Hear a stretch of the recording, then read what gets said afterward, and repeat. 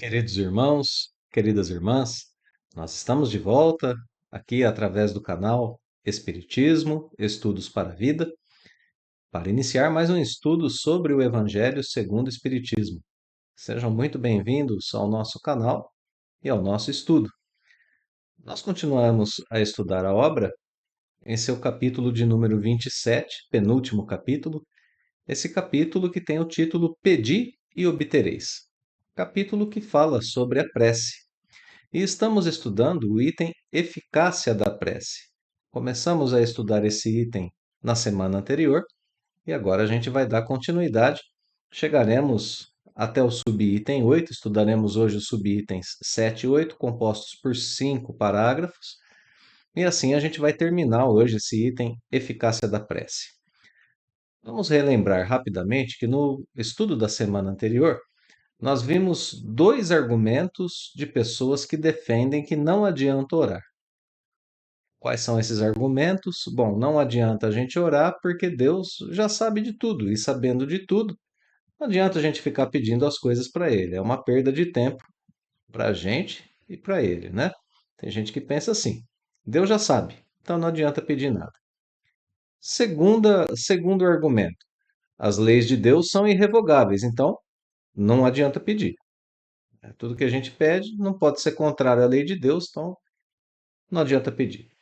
Bom, e aí a gente viu Allan Kardec desenvolver argumentos que disseram não, não é bem assim. A lei de Deus está posta, sim, com certeza. Mas, apesar dela estar posta, a vida é um livro em aberto e a gente pode agir de acordo com o nosso livre-arbítrio. Pedir na prece não causa desarmonia nas leis universais. Deus nos deu capacidade para mudar as circunstâncias da vida. E se a gente tem essa capacidade, imagine ele, né? Bom, então, é, a gente foi vendo ali Kardec desmontando esses argumentos e mostrando para a gente que, apesar de Deus saber das nossas necessidades, é bom que a gente converse com Ele, é bom que a gente entre em contato com a inteligência suprema, porque isso nos ajuda na resolução de nossos problemas. Muito bem, então isso a gente estudou na semana passada e a gente já tem agora uma reorientação na nossa forma de pensar a oração e assim podermos nos sentir incentivados a adotar essa prática. Hoje nós vamos entender as condições para que a prece seja eficaz. Então a gente já tem nos primeiros parágrafos um estímulo, uma explicação para a gente poder adotar a prática da prece. E agora a gente vai ver, portanto, as condições para essa prece ser eficaz. Providência divina, o tipo de ajuda que recebemos e qual a nossa parte, né, nessa nossa relação com Deus através da prece. Então, tudo isso para a gente poder pensar a eficácia desse instrumento poderoso e precioso que nós temos em nossas mãos. Então vamos lá, vamos aos parágrafos, né? Os 5 parágrafos que a gente vai estudar hoje. Começamos assim no subitem 7. Desta máxima, concedido vos será o que quer que pedirdes pela prece, fora ilógico deduzir que basta pedir para obter, e fora injusto acusar a providência se não acede a todas as súplicas que se lhe faça, uma vez que ela sabe melhor do que nós o que é para o nosso bem. Essa primeira passagem já é uma passagem muito marcante, porque esse é justamente o argumento, Deus já sabe. Então diziam assim, se já sabe, não adianta a gente pedir, vai pedir por quê, né? Ele já sabe. E olha só que interessante. É injusto a gente acusar a providência de não dar tudo o que a gente pede, justamente porque ela sabe. Ela vai dar para a gente o que é para o nosso bem, o que é o melhor para nós. Então a gente já começa a perceber que essa frase que está aí, né? Concedido vos será o que quer que pedirdes pela prece, ela não pode ser levada ao pé da letra, ela não pode ser pensada numa interpretação literal. Assim como muitos ensinos de Jesus não podem ser tomados no seu modo literal, né? Então, vamos continuar o parágrafo. É como procede um pai criterioso que recusa ao filho o que seja contrário aos seus interesses. Em geral, o homem apenas vê o presente. Ora, se o sofrimento é de utilidade para a sua felicidade futura, Deus o deixará sofrer, como o cirurgião deixa que o doente sofra as dores de uma operação que lhe trará a cura. Então, olha só que interessante e que esclarecedor que é sabermos o que o Evangelho está aqui nos ensinando. Deus nos dá o que é para o nosso bem, recusa o que é contrário aos nossos interesses. Eu vou marcar aqui o texto. Recusa o que é contrário aos nossos interesses. Então a gente pode pedir tranquilamente, né? Se for contrário ao nosso interesse, ao nosso progresso, ao nosso bem-estar, é claro que a providência divina não nos dará. Como que a gente pode passar por essa situação? Porque a gente vê só o presente. E Deus tem um quadro diante da sua vista que é um quadro muito maior do que esse, no qual a gente vê só o presente, né? E então, a frase final: se o sofrimento for de utilidade para a pessoa, Deus permite que ela passe por sofrimento, por desconforto. E aqui agora a gente tem que usar um pouquinho da nossa capacidade, né, de raciocínio para a gente entender bem o que está sendo descrito nesse parágrafo. Se Deus permite o sofrimento em algum momento, é porque o sofrimento é o melhor que existe para nós naquele momento. É porque ele é um sofrimento agora no presente, mas no futuro a gente vai ter uma situação muito melhor, com a experiência vivida ali e vivida em prece, né? Vivida de modo a buscar algo melhor. Então Deus só nos dá o melhor. E aqui a gente tem então uma relação, né, do presente e futuro com o sofrimento e a cura. Presente pode ser de sofrimento, mas no futuro a gente sabe que a gente vai ser sempre, a gente vai conseguir, todos nós conseguiremos chegar à condição de espíritos perfeitos e felizes. Então, ora, por que não confiar um pouco mais? Por que não conversar com Deus em prece?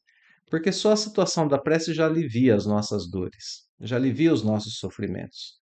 Então, entendamos o sofrimento como um processo que nos leva à cura espiritual, se a gente quiser, se a gente puder perceber isso e quiser progredir.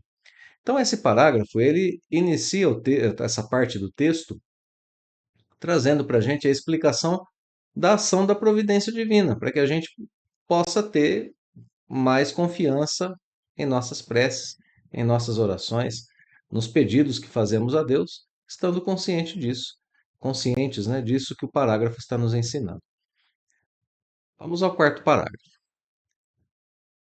Primeira frase do parágrafo 4 é uma das frases mais importantes da gente conhecer dentro desse capítulo do Evangelho segundo o Espiritismo. Porque ela vai dizer assim: o que Deus lhe concederá sempre, se ele o pedir com confiança, é a coragem, a paciência, a resignação. Então, estejamos atentos, porque tem algo que Deus nos dá sempre, como está marcado aí no texto. Sempre. Se a gente pedir para ganhar na loteria, Deus não vai conceder sempre. Se a gente pedir a cura de uma doença, pode ser que nem sempre ele conceda. Se a gente pedir inspiração para tal projeto, pode ser que ele não conceda. Olha só, quanta coisa que pode ser que ele não conceda para a gente quando a gente pede. Mas o que ele sempre concede, se a gente pedir com confiança, olha a condição que está na frase, né? Precisa ser pedido com confiança. Se a gente pedir com confiança, ele vai dar para a gente coragem, paciência e resignação. E pode, num primeiro momento, parecer pouco. Assim, mas só isso que Deus me dá? Mas olha só, pensemos um pouco, quantas situações já vivemos em nossas vidas que a gente é capaz de identificar que durante essas situações, se tivéssemos tido um pouquinho mais de coragem, de paciência, de resignação, a gente teria evitado sofrimentos maiores nessas situações. Quantas vezes a gente teria vencido problemas de forma mais eficaz se tivéssemos tido um pouquinho mais de coragem, um pouquinho mais de paciência, um pouquinho mais de resignação? E a prece vem dar para a gente, portanto, essa base de ações essa base de tranquilidade espiritual, essa base forte e poderosa para que a gente não fique inerte diante de situações difíceis. Então, é por isso que eu dizia agora há pouco que essa é uma frase que a gente tem que guardar sempre em nossa memória, quando a gente vai fazer as nossas preces. Deus sempre nos dá os bens espirituais, ele nunca nega a seus filhos coragem, paciência e resignação para seguir adiante, para resolver os próprios problemas, para sentir menos dor, para sofrer menos, para estar em comunhão com Ele, para que a gente veja a vida com um olhar de mais otimismo. Então, guardemos isso em nossos corações, porque é de um valor inestimável para nós que estamos aqui no planeta Terra, vivendo esse momento em que a encarnação nos traz alguns desafios muito pungentes, né? Mas não é só isso, né? Para quem achou que era pouco, coragem, paciência e resignação, ainda tem mais alguma coisa que Deus nos dá, né? Deus nos concederá os meios de sairmos das dificuldades por nós mesmos. E que meios são esses? Olha só, mediante ideias que os bons espíritos nos intuem, nos deixando dessa forma o mérito da ação. Então, olha só o que está sendo colocado aqui para a gente como uma sequência de coisas, né? A gente pede com confiança, então a gente tem amparo espiritual na coragem, na paciência e na resignação, e depois chegará em algum momento para a gente ideias boas que farão com que a gente tenha boas ações, ideias boas trazidas por bons espíritos que nos ajudarão a receber essas orientações e para a gente poder seguir adiante. Seguir adiante usando bem o nosso livre-arbítrio para ter aquela ação que é necessária. É preciso ajudar-se espiritual e materialmente. Eis o mecanismo da prece eficaz. Aqui a gente está aprendendo o uso das nossas próprias faculdades em comunhão com a inspiração divina. Meus irmãos, a gente tem na gente capacidade de pensar, o emocional, a capacidade de agir, e essas faculdades, em comunhão com a inspiração divina, não tem problema que resista a isso aqui na Terra. Né? Então, que maravilha de ensinamento é esse que está aqui no Evangelho segundo o Espiritismo para nós. Olha lá, Deus ajuda quem ajuda a si mesmo. Ajuda-te que o céu te ajudará. Quem são os que não recebem ajuda? Aqueles que tudo esperam de um socorro estranho, sem fazer uso das suas faculdades, sem fazer uso da sua inteligência, sem cuidar do seu emocional, sem agir, né? Sem levantar da cama de manhã, encorajado para enfrentar os problemas e procurar soluções. No trabalho, nas relações íntimas, nas relações interpessoais, nas suas relações consigo mesmo, né? Então, não adianta a gente pedir para Deus, faça por mim, Senhor. Não é assim que funciona. Não é faça por mim. Senhor, me dê os caminhos para que eu faça. Porque assim a gente tem aquilo que é uma coisa muito gostosa da gente sentir, o mérito da ação, o mérito de ter resolvido. E aí a assistência divina está sempre com a gente para nos ajudar. Isso é muito diferente de querer ser socorrido por um milagre, né? Como está aqui no texto, sem termos nenhum tipo de esforço. Isso já foi estudado aqui no capítulo 25, né? Para quem quiser retomar depois esse ensinamento.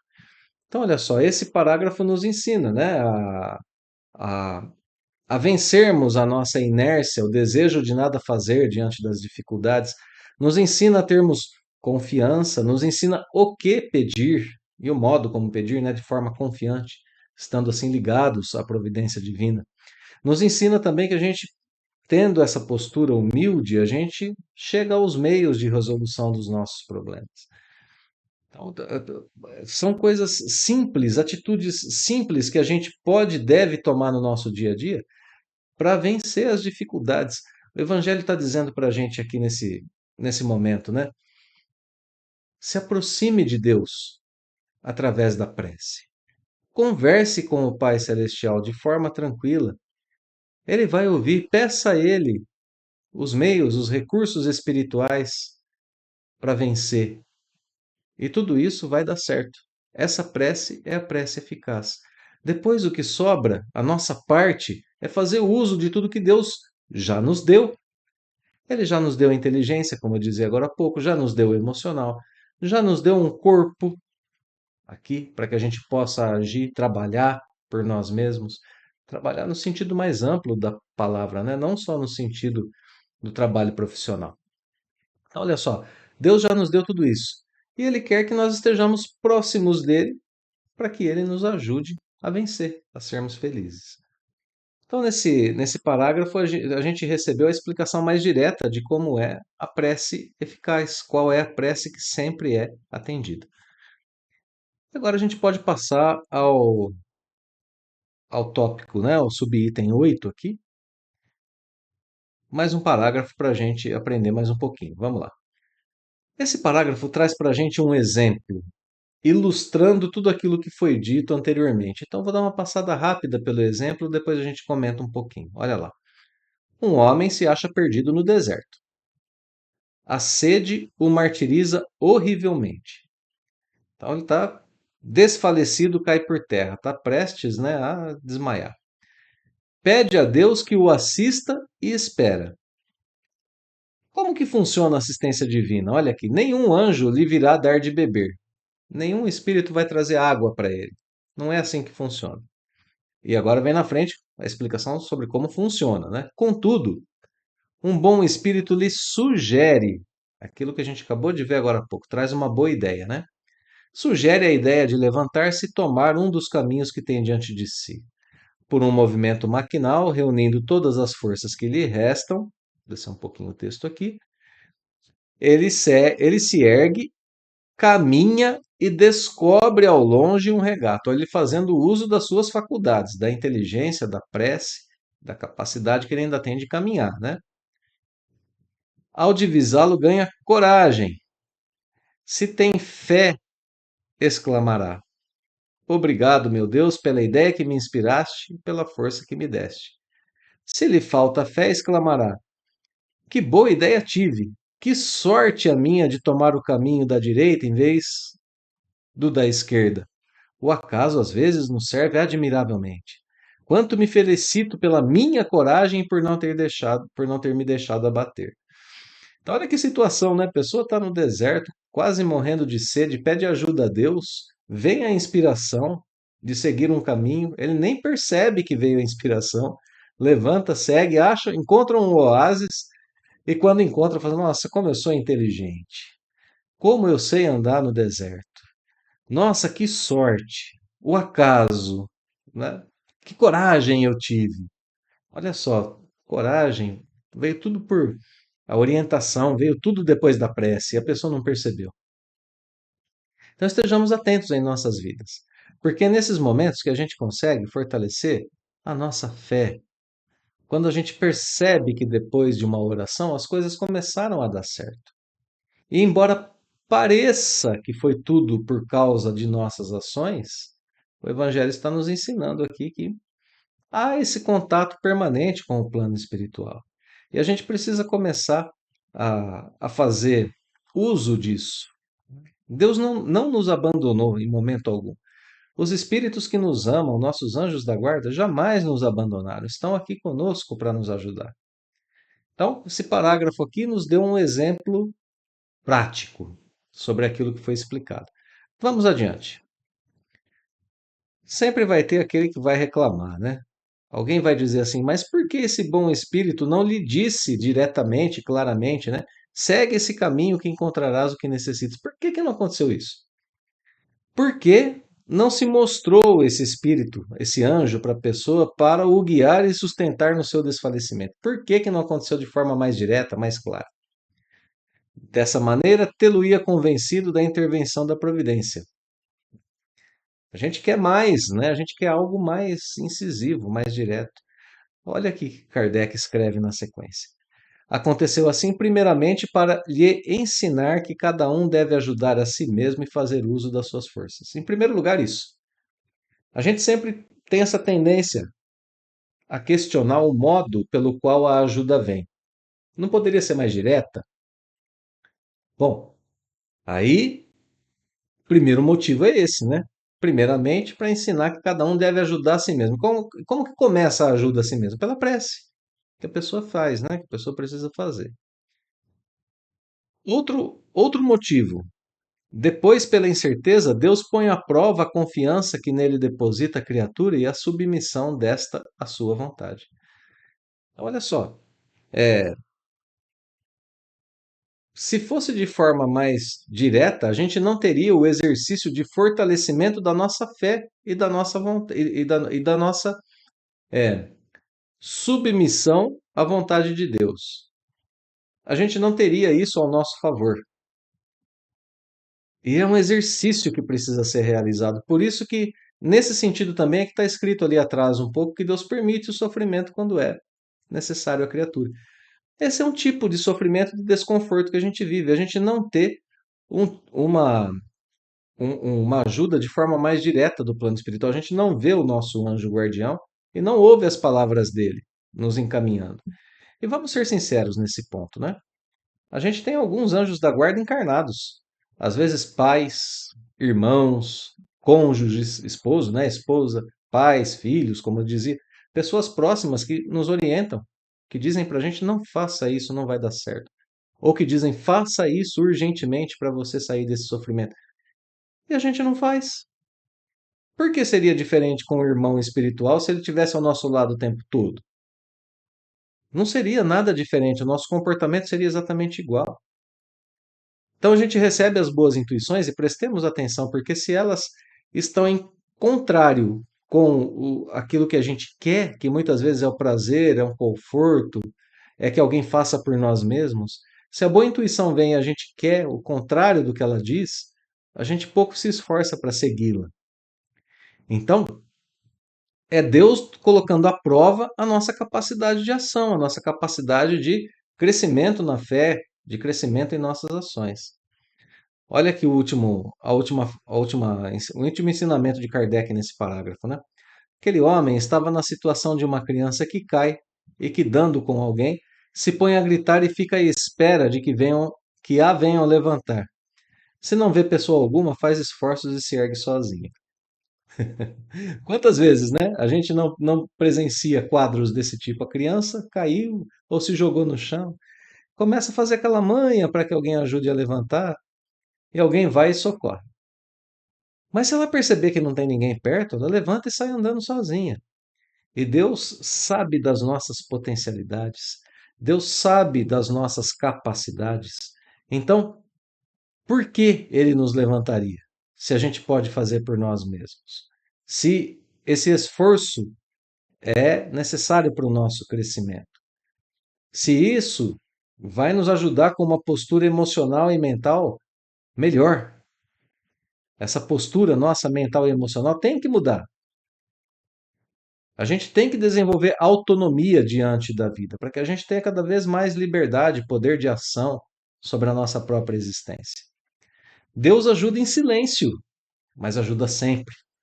Se a gente prestar atenção, a gente é capaz de perceber isso, né? Bom, então esse parágrafo explica os motivos pelos quais a providência divina nos ajuda em silêncio e nos deixa essa história de que ajuda sempre, né? Nos deixa os caminhos aqui pelos quais ela sempre nos ajuda. Último parágrafo, então, que parágrafo 7, né? Completando os 5 últimos parágrafos desse texto. Se o anjo que acompanhou Tobias lhe houvera dito: Sou enviado por Deus para te guiar na tua viagem e te preservar de todo perigo, nenhum mérito teria tido Tobias. Fiando-se no seu companheiro, nem sequer de pensar teria precisado. Essa a razão porque o anjo só se deu a conhecer ao regressar. Bom, então essa passagem de Tobias exemplifica um pouco aquilo que foi dito nos parágrafos anteriores, né? Por que que a providência divina não se faz de modo mais direto? A história de Tobias é uma história que está no Antigo Testamento. Então, o Antigo Testamento conta a história de duas famílias judaicas que eram aparentadas, que foram deportadas